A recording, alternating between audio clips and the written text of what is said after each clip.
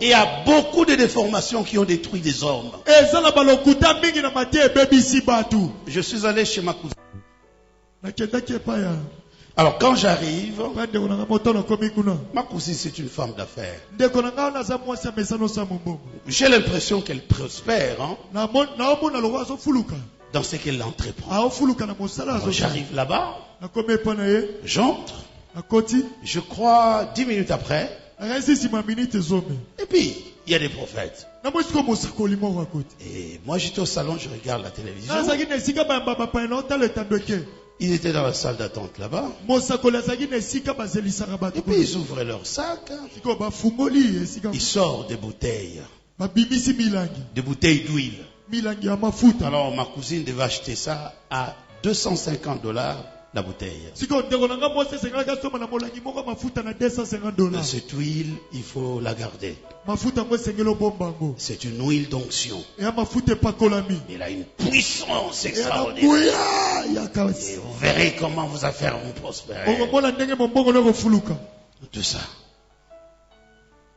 Combien de gens qui sont habitués avec des prophéties? Vous ne connaissez pas la vérité. Vous ne savez pas discerner les déformations? Prophète. Et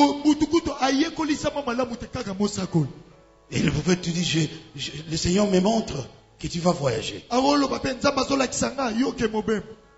Dieu me dit, tu as beaucoup d'argent. J'ai dit à ma cousine, appelez ces gens qui l'entrent.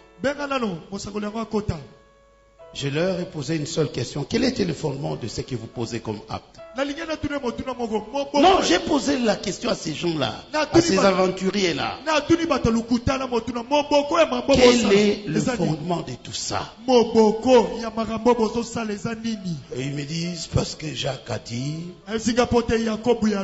Mais Jacques a dit, je dis, Jacques a dit, si quelqu'un est malade, est-ce que ma cousine est malade? Ma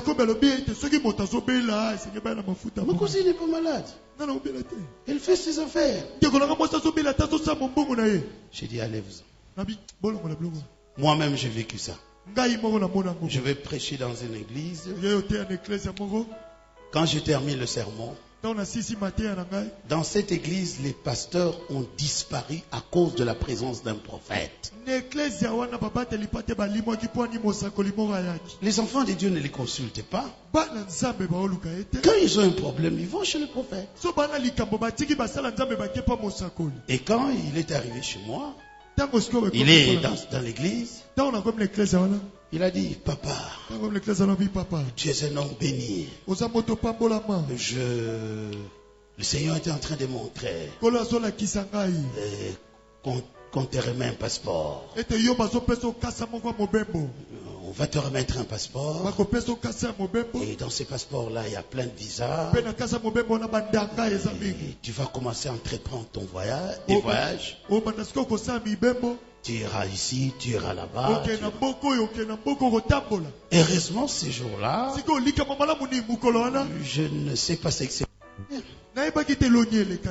Je voyageais avec mon passeport. Je sors le passeport. Je lui dis, compte le nombre de visas qu'il y a ici. Compte le nombre de visas. Parce que tu dis qu'on va me donner le passeport, je vais commencer à voyager. Voilà comment l'église est remplie de déformations. Voilà pourquoi les gens avalent des déformations et des déviations.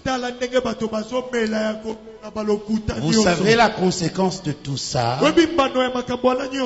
Quand tu acceptes le mensonge et tu aimes le mensonge, tu donneras un grand retard dans le programme de Dieu dans ta vie.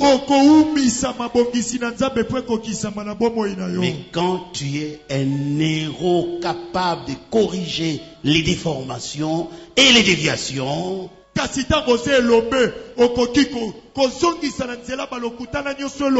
À l'heure voulue par Dieu, il te bénira. À l'heure voulue par Dieu, il te fera prospérer.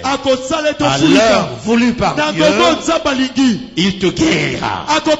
À l'heure voulue par Dieu, il t'amènera là où tout le monde dans ta famille n'est jamais arrivé. Et c'est terminé. Voilà. Ce sujet sur la Pentecôte. Bon, il y a beaucoup à dire. Mais nous sommes d'abord à ce niveau d'école. L'école de la Pentecôte. Et nous sommes dans cette école-là. Tous tels que nous sommes là. Il est intéressant et il est aussi important désormais de prendre la casquette de maître. Nous avons un seul maître, le Seigneur.